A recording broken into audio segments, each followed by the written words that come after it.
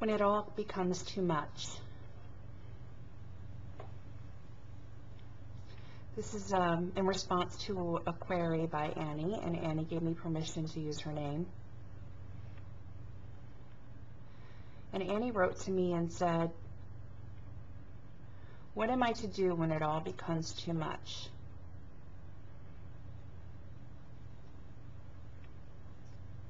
What a beautiful question, and one that's so full of more questions.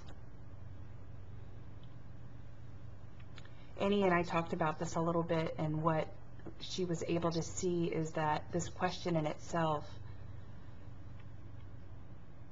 has the answer.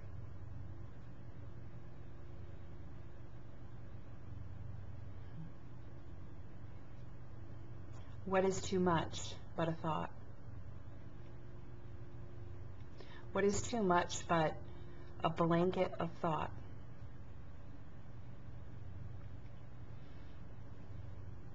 The mind will attach all of these things together and make them into one big story of too muchness or not enoughness. And once that story has been identified as mine, anything that comes into this experience is added to that pile. So we start to grab on to what life seems to be bringing our way and adding it to this infinite pile of too much. A bill comes, oh great, yet another thing on my plate.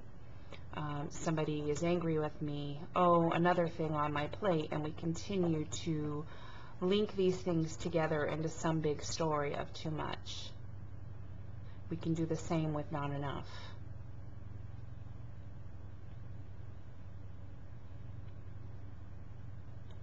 It's all thought, guys. It's all thought. There's nothing new in this. There's no new way to see this. There's nothing special or unique.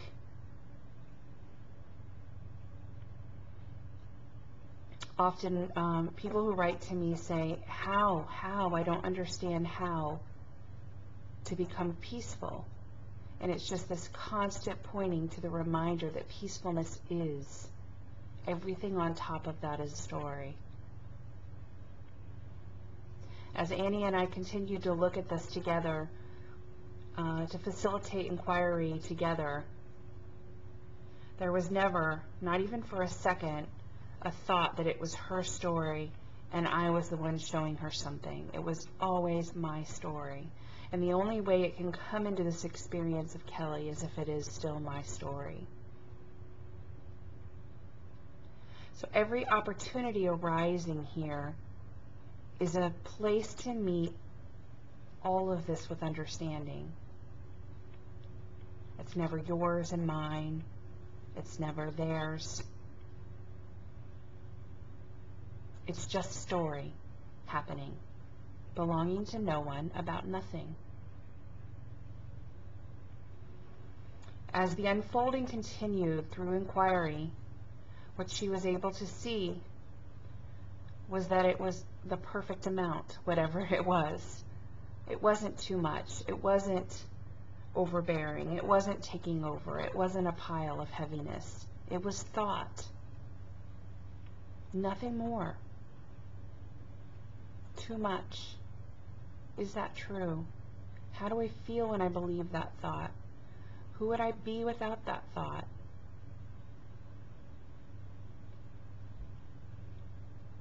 As I worked in the garden today,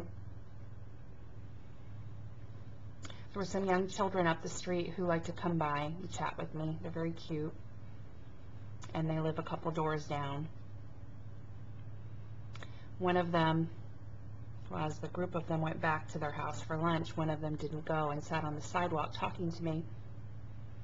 And we had a grand conversation about bugs and bumblebees and flies, and about 20 minutes passed and I heard his mom calling for him from the porch. And he looked over just as calm as could be, and he said to me as he looked over at his mom, "She'll be all right. She'll figure out I'm here."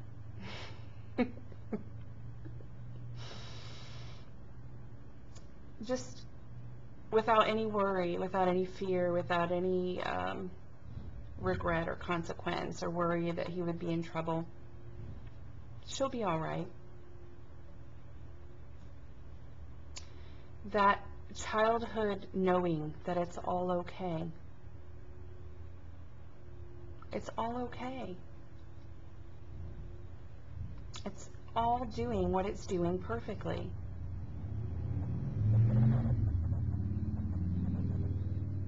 Sounds like there's a drag race going on outside of my house. I don't know what my neighbors are doing out there, but even that's okay.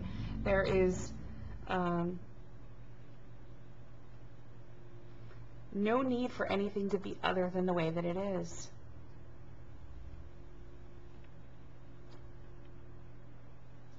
Noticing here there's just less and less interest of needing to talk about this, and less pull to have conversations about it and regroup and regress and re-dissect and re-examine.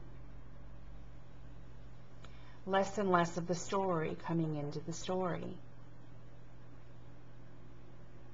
And in that less and less of the story coming into the story, more and more of beauty of life can be experienced. And that's always what's been happening, just unnoticeable under the storyfying.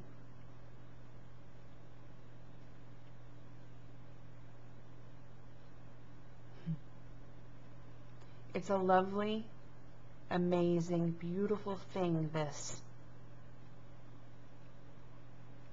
And it's here.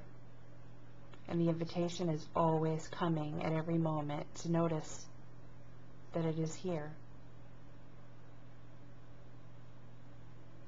Too much story, not enough story, need more story, need less story.